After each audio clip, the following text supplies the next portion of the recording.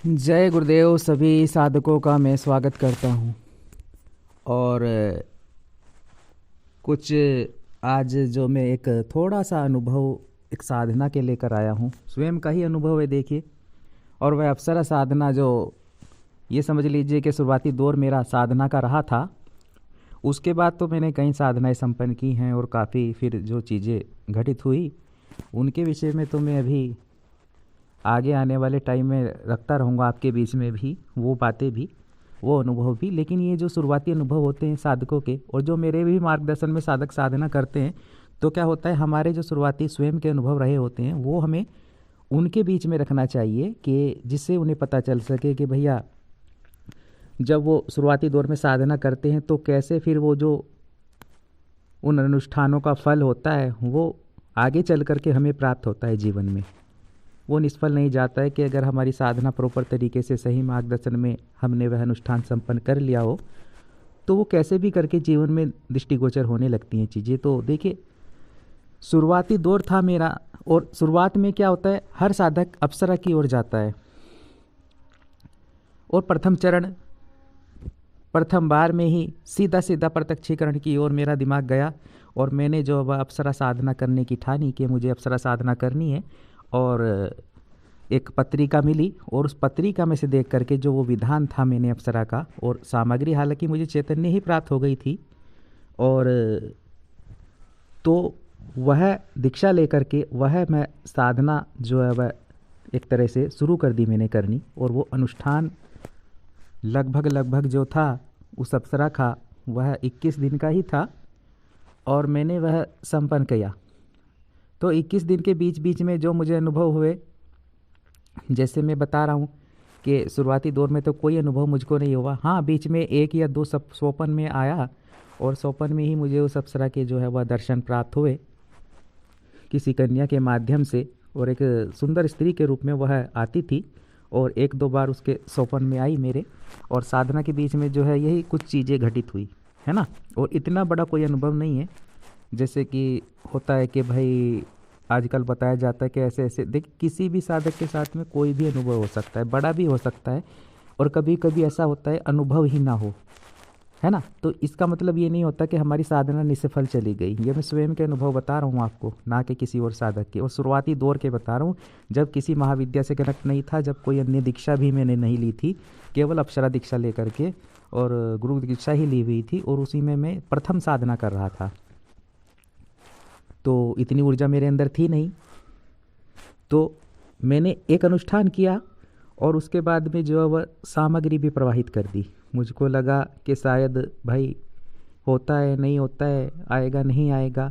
और प्रबल इच्छा तो मन में थी मेरे कि भाई अप्सरा साधना की है, तो बोला तो ऐसे जाता है कि वो तीसरे दिन आ जाती है, दूसरे दिन आ जाती है, ऐसे आकर के बैठती है, सब व्यवस्था की, और कोई भी इस प्रकार की घटना मेरे साथ घटित नहीं हुई उस साधना में।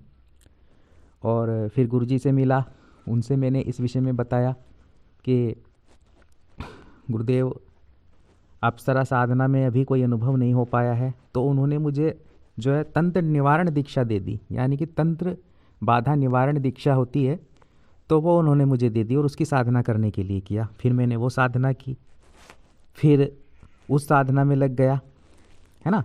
अब वो साधना करने के बाद में फिर जो है वह अपने आप ही मन, जो मेरा जो मन था, अपने आप ही जो अप्सरा साधना ना करके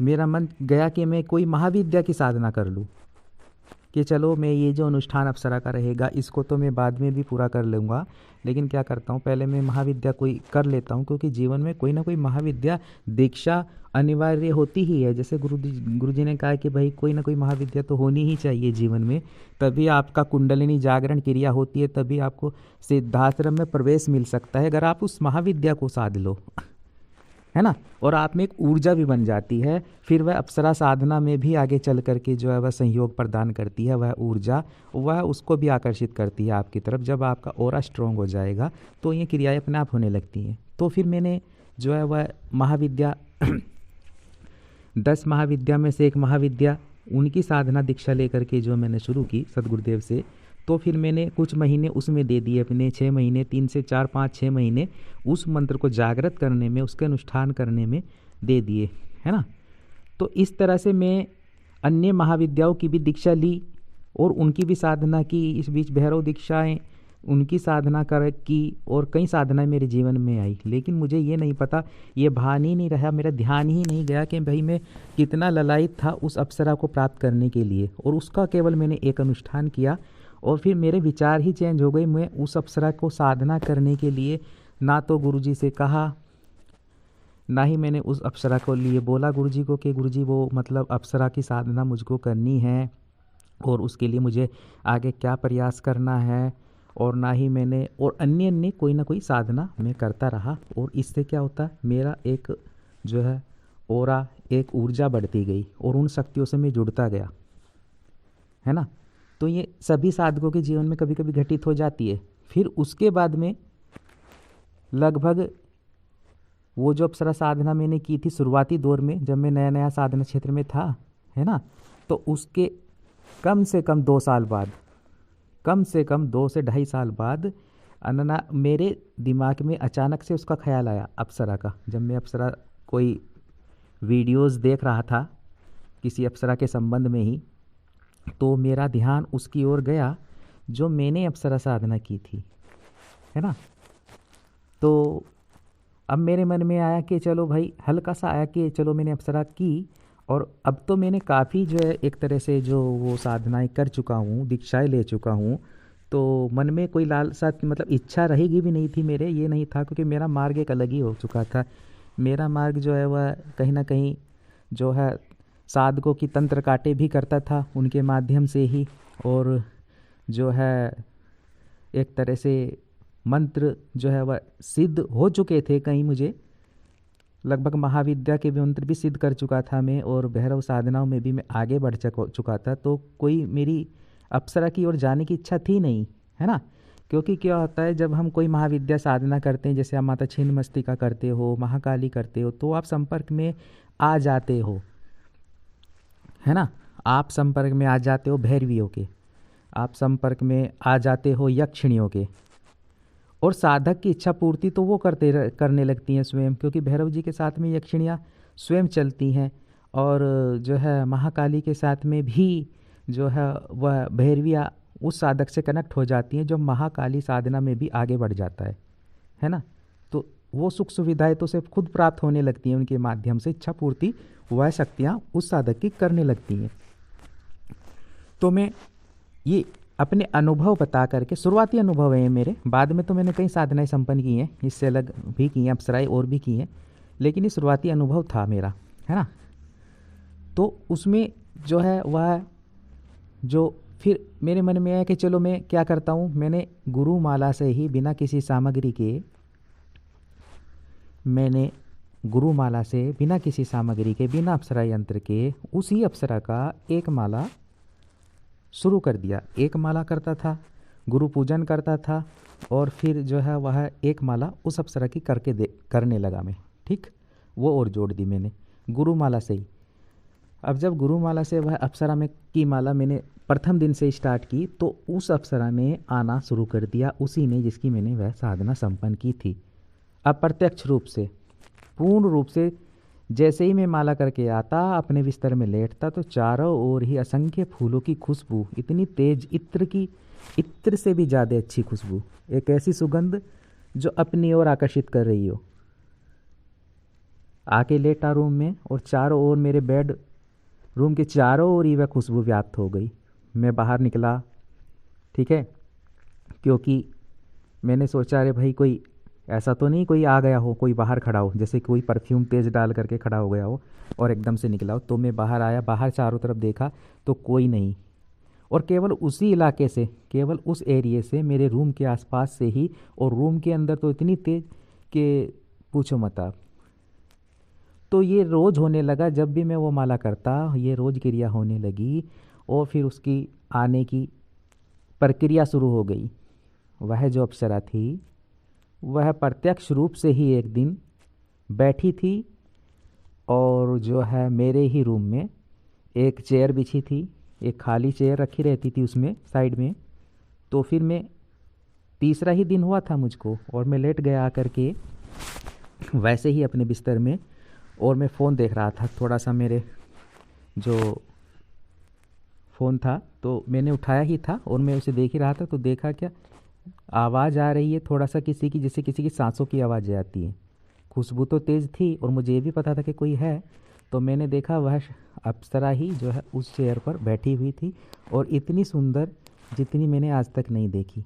क्योंकि देखिए क्या होता है, जब यक्षिणियाँ आती हैं, यक्षिणियाँ क्या करती हैं, केवल वो साधारण रूप में आती हैं। अधिकतर साधारण रूप में भैरवियाँ जो आती हैं वो एक सहायिका के रूप में आती हैं, क्योंकि आपके विचार वहाँ वैसे नहीं हैं। वो आपको साधनाओं में बढ़ाने के हिसाब से आती हैं, आपके मन को विचलित भटकाने के लिए नहीं आती हैं। जब आपका उद्देश्य साधना में सफलता का हो, है ना, जब आप भैरव साधना करते हो, जब आप क्या है कि एक वह महाकाली साधना करते हो, तो इनमें जो शक्तियाँ आपके पास आती हैं ये आपको आगे बढ़ाने के उद्देश्य से ही आपको आती हैं, मार्ग दिखाने के लिए। तो वो अपने पहनावों पे ध्यान नहीं देती हैं। लेकिन जब अप्सरा आती है तो वो पूर्ण रूप से आकर्षित करने के लिए ही आती है उस साधक को, कि वो उसकी ओर आकर्षित हो जाए। पूर्ण श्रृंगार करके, पूर्ण एक सौंदर्यतम रूप में, है ना, वह बैठी थी, और वह हल्की हल्की मुस्कान और लंबे लंबे केस जो है, वह चेयर जो थी उस पे उसके जो घुटने पैर थे वहाँ तक लटक रहे थे, वो जो उसके बाल थे इतने सुंदर, और इतना सौंदर्यतम स्वरूप उसका। एक रेड कलर की साड़ी उसने लपेटी भरी हुई थी चारों ओर अपने, है ना। तो ऐसा सौंदर्यतम रूप था उसका, और बस वो बैठी थी, और मैं थोड़ी देर उठकर बैठा और उसको निहारता रहा, और उसके बाद में वो धीरे धीरे जो है ओझल होती चली गई, है ना। तो क्या हुआ उसके बाद जो है, ये अप्सरा के मैं आपको अनुभव बता रहा हूँ, अपने शुरुआती दौर के बता रहा हूँ, ऐसा नहीं कि इस टाइम के। ये तो बहुत कुछ इस वक्त तो उन चीज़ों से मैं आगे निकल चुका हूँ, और अप्सरा साधना भी मैंने लगभग उसके बाद 1 या 2 बार की थी, और वचन के रूप में जो की थी वो तो एक अलग क्रिया हो गई। लेकिन ये वो अनुभव बता रहा हूँ जिसमें वचन नहीं हुआ था उस अप्सरा से मेरा, लेकिन वो आई, प्रत्यक्ष हुई, और ऐसे प्रत्यक्षीकरण हुआ, और ऐसे मैंने उसे देखा। और उस अप्सरा साधना में तब मुझे पता चल गया कि ये शक्तियाँ होती हैं, और अगर हम कोई अनुष्ठान कर लेते हैं तो वो अप्सरा आती है ना। लेकिन फिर हमारी इच्छा नहीं होती कि अगर हम किसी अन्य शक्ति से कनेक्ट हो जाते हैं, जुड़ जाते हैं महाकाली की ओर ज़्यादा बढ़ जाते हैं, कभी कभी भैरव जी की ओर ज़्यादा बढ़ जाते हैं, है ना। तो फिर क्या होता है, हमारा मन उन साधनाओं से हटता है, हमें एक अलग दिशा दे देती हैं वो शक्तियाँ। हमें भौतिकता में लिप्त नहीं करना चाहती हैं, क्योंकि अप्सरा आपको भौतिकता में लिप्त कर देगी पूर्ण रूप से। आप उसके प्रेम के बंधन में बंध जाओगे। एक बार उसके संपर्क में आ गए तो अन्य लोगों से भी संपर्क कट जाएगा, क्योंकि आकर्षण प्रबल होता है अप्सरा में, और वह उस साधक को भी जो है वह आकर्षण करने वाली शक्ति ही अपनी ओर आकर्षित कर सकती है। कोई सामान्य स्त्री की बात ही छोड़िए, फिर आप चाहे वो कितनी भी सुंदर हो, है ना। तो वो घटना मेरे साथ घटित हुई और शुरुआती दौर की थी।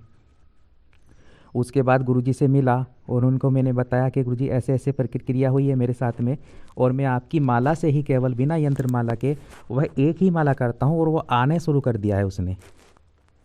तो मुझे क्या करना चाहिए? क्या मुझे इस मंत्र को आगे लेकर के चलना चाहिए? क्या मुझे उस अप्सरा से वचन ले लेने चाहिए? तो गुरुजी मुस्कुराए और उन्होंने केवल यही कहा कि तुम्हारी क्या इच्छा है, क्या चाहते हो, है ना। वो तुम्हें स्वयं को करना है, जो तुम चाहते हो, जो तुम्हारा दिल कह रहा है, जो तुम्हारी इच्छा मन की है। और मैंने कहा मैं तो जो अन्य साधना है उनमें अब आगे बढ़ना चाहता हूँ। अब इस प्रकार की जो हमें साधना में जो है वह है कि वो नित्य आएगी, और फिर उसका आवाहन भी करना, उससे बातें भी करना, फिर मैं अन्य साधनाएं कैसे कर सकूँगा, क्योंकि मैं एक अन्य दिशा में ही बढ़ चुका था। तो मैंने फिर उसका जो है मंत्र बंद कर दिया, और उसके बाद मैंने कोई अप्सरा साधना नहीं की, ना ही उसका आवाहन किया। आज भी मैं हल्का सा भी, जब मैं आपको एक सत्य बात बताता हूँ साधकों को, जब मैं हल्का सा भी उसके 5 या 7 बार मंत्र का उच्चारण भी कर लूँ तो वो उसी क्षण आ जाती है। ऐसे ही सुगंध, वही सुगंध जैसे असंख्य फूल चारों ओर ही खिल गए हों, इत्र की गंध, इत्र की इतनी अच्छी महक चारों ओर उपस्थित हो जाती है। और अगर मैं हल्का सा भी ये चाहूँ मन में कि वह उपस्थित हो जाए सहशरीर प्रत्यक्ष रूप से, तो वो क्षण ना लगाए आने में, उसी क्षण उपस्थित भी हो जाए, है ना। लेकिन ये कामना फिर मन में रही नहीं, और ना ही उसके बाद में फिर मैंने, हालांकि एक या दो जो कुछ अप्सराएं थी उनका जो है वह मैंने प्रत्यक्षीकरण वो किसी विशेष उद्देश्य पूर्ति हेतु किया, है ना। लेकिन उसके बाद कोई अप्सरा साधना नहीं की, क्योंकि मेरा मार्ग जो है वह अलग हो चुका था और फिर विचार बदल जाते हैं साधकों के। इसीलिए जो है कभी कभी गुरु कहते थे हैं कि आप ये साधना करो, ये साधना करो। क्या होता है कि फिर ये प्रक्रिया कब हुई मेरे साथ में, जब मैं उस अवसर को बुलाना चाह रहा था पूर्ण मनोयोग से, और मैंने वह 21 दिन का अनुष्ठान किया, है ना। मेरे मन की इच्छा थी कि भैया अप्सरा मेरे सामने प्रत्यक्ष हो जाए, मैं ऐसी शक्ति से जुड़ जाऊं जो मेरे जीवन को एक तरह से पूर्ण चैतन्यमय बना दे, उसके प्रेम में मुझे को प्राप्त हो। तो वो सब मनोकामनाएं थी, मेरी इच्छाएं थी जो एक नवयुवक की रहती हैं, जो नया नया साधना में आता है। लेकिन ये मनोकामनाएं जो है, इच्छाएं पूर्ण हो नहीं पाती हैं, उस वक्त नहीं हो पाती। कभी कभी उसमें जो दो ही प्रक्रियाएं होती हैं, जैसे मैं कह रहा हूँ, एक तो कि आप उस साधना को आगे लेकर के चलो। गलती मैंने वहाँ वो कर दी कि अगर मुझे जल्दी प्रत्यक्षीकरण चाहिए था तो केवल मुझे फिर वो अप्सरा साधना ही करनी थी, फिर अन्य कोई साधना नहीं करनी थी मुझे। लेकिन जो गुरु चाहते हैं होता आपके जीवन में वही है। अगर वो ये चाहते हैं कि आपको जन कल्याण भी करना है, आपको केवल अप्सरा साधना शुरू में ही करके, शुरू में ही प्रत्यक्षीकरण करके, जल्दी प्रत्यक्षीकरण करके, अगर मुझे वह अप्सरा प्रत्यक्ष उस वक्त हो जाती शुरुआती दौर में ही, तो शायद मैं अन्य साधनाएं ना कर पाता। मैं नहीं कर पाता फिर महाकाली, मैं नहीं कर पाता फिर भैरव साधना। ऐसा भी हो सकता है कि मैं और अन्य जो साधनाएं हैं वो नहीं कर पाता, जो शत्रुओं के विनाश के लिए जरूरी साधनाएं होती है मैं वो भी नहीं कर पाता, है ना। और फिर जन कल्याण कैसे कर पाता।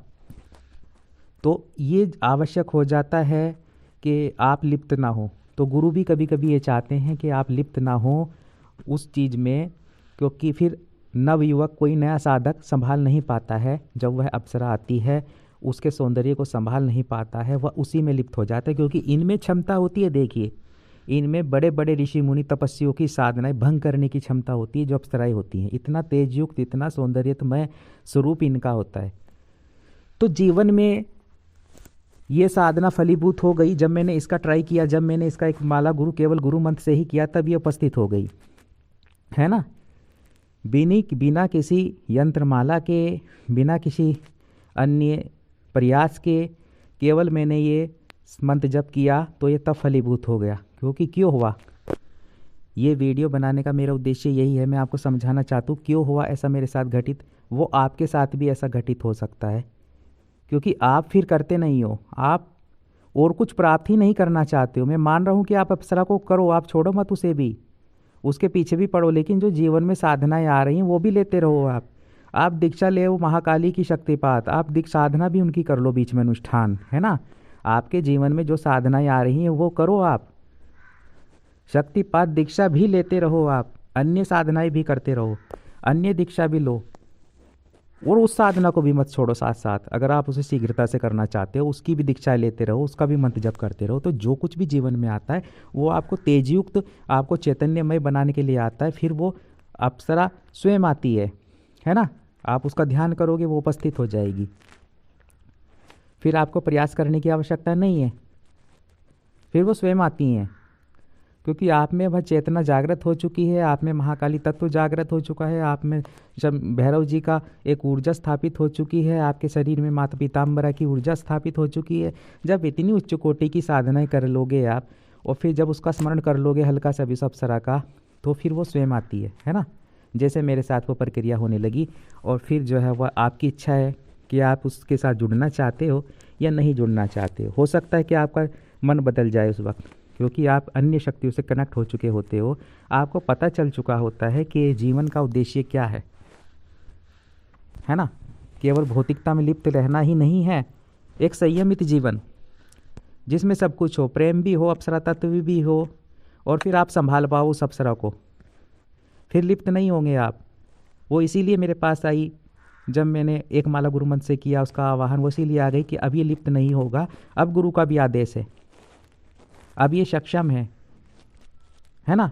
तो वैसे ही आपको सक्षम बनना है, और इस अनुभव का भी एक बनाने का उद्देश्य मेरा यही था आपको, कि आप भी जो है वह सक्षम बने, साधनाएं करें, दीक्षाएं भी लेते रहें शक्तिपात टाइम टाइम पर। फिर वह एक चेतनता आप में अपने आप एक ऊर्जा आ जाएगी कि ये चीज़ें, ये शक्तियाँ भी आपकी ओर आकर्षित होने लगेंगी और स्वयं भी होने लगेंगी, है ना। किया हुआ अनुष्ठान कभी भी निसफल नहीं जाता है, ये बात आप निश्चित रूप से ध्यान रखें। वो जीवन के किसी भी पड़ाव पर दृष्टिगोचर हो सकता है। तो जय गुरुदेव, जय अखिलेश।